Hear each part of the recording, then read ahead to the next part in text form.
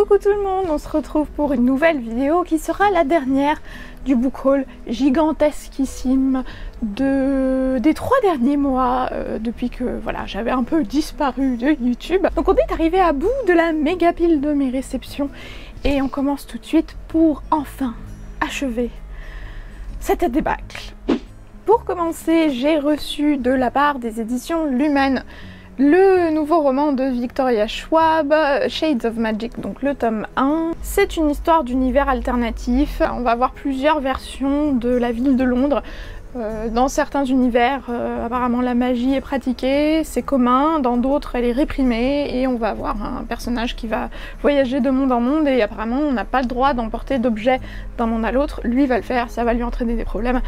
Voilà, donc c'est une petite brique. Il est énorme, il fait un peu plus de 500 pages, donc on verra bien, quand j'aurai le temps de le lire. Autre roman, il s'agit de ADN Vampire par Elodie Locke Béatrix. C'est un premier roman, d'après ce que j'ai compris, d'une nouvelle maison d'édition qui s'intitule, ou qui se nomme en tout cas Le Gâteau sur la cerise. Et c'est un court roman qui nous raconte l'histoire en fait des vampires qui ont enfin réussi à avoir des enfants. Et donc ces enfants vampires grandissent et donc ont besoin de recevoir une éducation. Donc ils vont aller dans une école pour vampires, dans un lycée pour vampires, et donc tous les problèmes des ados mêlés aux problèmes d'un vampire potentiel. Donc à mon avis ça a l'air franchement sympa et j'ai très hâte de pouvoir le lire. Donc voilà, il n'y a plus qu'à. Des éditions Belfond cette fois-ci, donc toujours dans leur nouvelle collection qui s'intitule Le Cercle Belfond, avec lequel ils organisent d'ailleurs des clubs de lecture sur Facebook. Oui, sur Facebook. Les Lumières de Cape Cod par Beatrice Williams, ça se passe dans les années 60, ça se passe aux États-Unis, ça se passe à New York. C'est l'histoire d'un couple et notamment d'une femme, qui est la femme d'un politicien qui va être dans la course à la présidentielle. Donc tout en apparence leur réussit, mais jusqu'au jour où ils vont commencer à recevoir des lettres anonymes, il va y avoir pas mal de bouleversements dans leur vie, donc du coup voilà, il va y avoir pas mal de mystères et de complots. Ça a l'air franchement pas mal, et puis moi en plus de ça, l'Amérique, les années 60, voilà, c'est ma came, donc il n'y a plus qu'à. Et autre livre des éditions Belfond, toujours dans la collection Le Cercle Belfond, Les Orphelins du bout du monde par Harmonie Verna, et cette fois-ci ça se passe dans l'ouest australien. Alors là pour le coup on change totalement de région du globe, et c'est plutôt pas mal dans cette collection parce que je vous avais présenté dans une précédente vidéo, toujours dans cette collection Le Cercle Belfond, un roman qui se passait en Afrique, enfin voilà, donc je trouve que c'est assez sympathique justement de nous emmener dans des endroits où on n'a pas forcément l'habitude d'aller en littérature. Voilà, celui-ci est une brique, par contre. Un peu plus de 500 pages, donc voilà.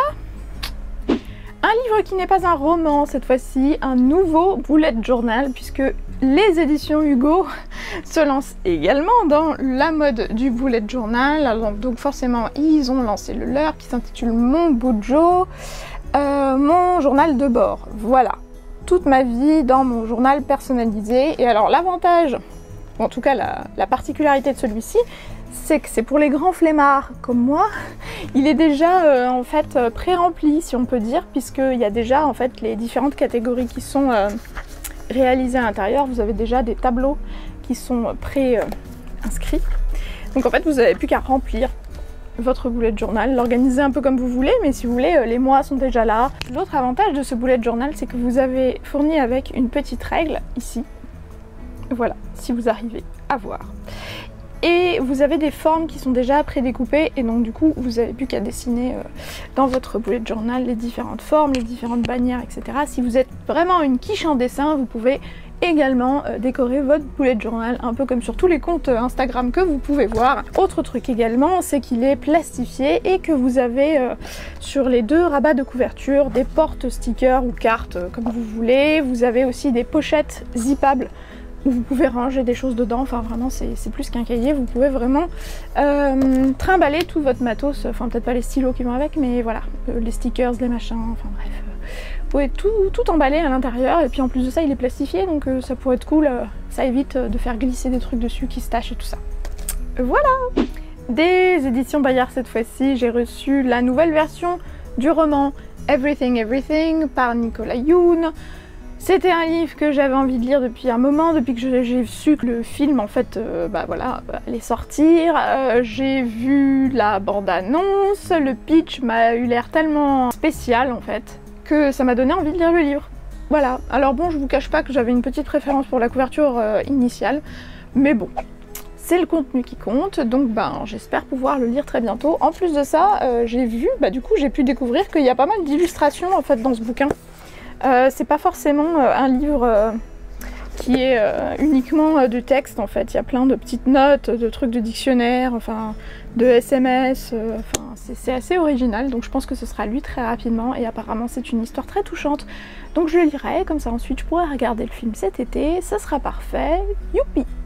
Courant juin, j'étais invitée par les éditions Milady à assister à leur cérémonie de remise du prix des lectrices 2017 et il a été remis à un livre que j'avais lu l'année dernière, que j'avais vraiment beaucoup aimé et qui s'intitule donc Les fabuleuses tribulations d'Arthur Pepper par Phaedra Patrick. Je vous l'avais déjà présenté donc l'année dernière et donc là il est réédité au format poche, donc vous n'avez plus aucune excuse pour ne pas le découvrir. Il est vraiment trop bien, enfin... C'est une lecture doudou qui m'a beaucoup fait penser au dessin animé d'animation Là-haut. Ça commence voilà par un vieux monsieur qui perd sa femme avec qui il a vécu toute sa vie. Alors forcément il est triste, il est un peu grumpy, il veut plus trop sortir de chez lui.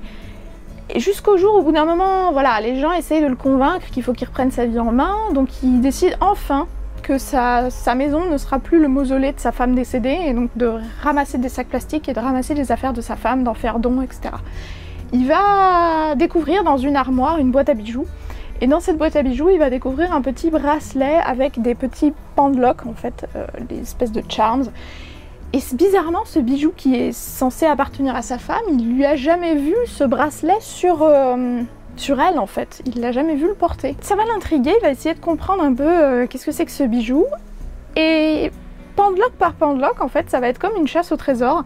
Il va découvrir que chaque pendeloque en fait est attaché à un moment de la vie de sa femme avant qu'ils ne se rencontrent tous les deux. Et que finalement sa femme a eu une vie hors du commun, totalement différente de la femme qu'il a connue lui. Voilà, c'est assez original, c'est très touchant aussi parce que forcément il va découvrir des choses sur sa femme qu'il ne pouvait pas soupçonner. C'est vraiment une très belle histoire. Donc voilà, un peu comme Là-haut, si jamais vous voulez une histoire qui va vous donner des grands sourires en fait, qui va vous faire voyager aussi parce qu'on voyage pas mal, qui va faire clairement le tour du monde ce monsieur, donc et qui va vous faire rire par moments parce que c'est un peu Mister Lagaffe, hein, donc voilà. Et ben foncez pour ce bouquin parce que franchement je pense qu'il y a moyen que vous l'appréciez beaucoup. Nouveau livre de la collection R cette fois-ci, il s'agit de Follow Me Back par A.V. Geiger, qui donc est une romance adaptée de Wattpad, la plateforme d'écriture participative. C'est apparemment l'histoire d'une jeune fille qui veut pas trop sortir de sa chambre parce qu'elle est agoraphobe, donc du coup elle se consacre entièrement à une fandom d'un groupe de rock, d'après ce que j'ai compris. Voilà, elle est beaucoup sur les réseaux sociaux en fan absolu de ce groupe. D'un autre côté, il y a le rocker en question qui lui, du coup, est un peu effrayé par les fans très excessifs qu'il peut avoir. Et ensuite, vous avez une troisième personne qui est très anonyme puisque apparemment c'est un hater de ce rocker en particulier et il va tout faire pour essayer de le détruire. Voilà, donc on verra bien ce que ça donne. Je pense que ça se lira très rapidement, il fait un peu plus de 300 pages. Bon, j'avoue, j'ai craqué. J'ai craqué, c'était un livre que tout le monde me disait qu'il fallait absolument que je lise depuis tellement longtemps. C'est un roman historique qui est devenu limite un classique. Les Piliers de la Terre, par Ken Follett, aux éditions Le Livre de Poche. C'est une brique. Voilà. Je pense pas que je le lirai tout de suite, mais un peu comme Outlander, et au moins il est dans ma palle, il est là, c'est pour me donner de bonne conscience. Ouais, voilà, parfois il y a des achats un peu compulsifs qu'on fait. Et pour terminer cette vidéo, pour terminer cette série de vidéos sur la palle de la mort, eh bien j'ai reçu deux éditions Hugo Roman, donc la saga complète de Fleur Anna, Follow Me, donc tome 1, tome 2 et tome 3. qui sont en plus en soft touch, sont absolument magnifiques. Voilà, voilà. Bah écoutez, j'avais commencé à lire le tome 1 en numérique, j'avais trouvé ça franchement pas mal, donc du coup, voilà, j'ai la saga complète. On m'avait dit que c'était une lecture parfaite pour l'été, donc il y a peut-être moyen, voilà. Peut-être pas les 3 tomes, mais en tout cas, oui, je vais me lancer là-dedans et je vous dirai ce que j'en pense dans mes vlogs lecture. Donc j'espère que aussi ce format vous intéressera, que vous apprécierez un peu cette proximité avec vous. Et voilà. Et bien voilà, c'est tout, ça conclut cette série interminable de... Qu'y a-t-il de neuf dans ma palle qui déborde, au secours, alléluia, ça y est, on en est venu à bout. J'espère que vous aussi vous passez un très bel été, j'espère que vous faites de très très belles lectures. S'il y a des bouquins que je vous ai présentés, que vous avez lus ou que vous êtes en train de lire, éventuellement laissez-moi un commentaire, dites-moi ce que vous en pensez, ça m'intéresse toujours. Moi comme d'habitude, je vous souhaite de très très belles lectures. Passez un bon été, je vous fais de très gros bisous et je vous dis à bientôt. Salut!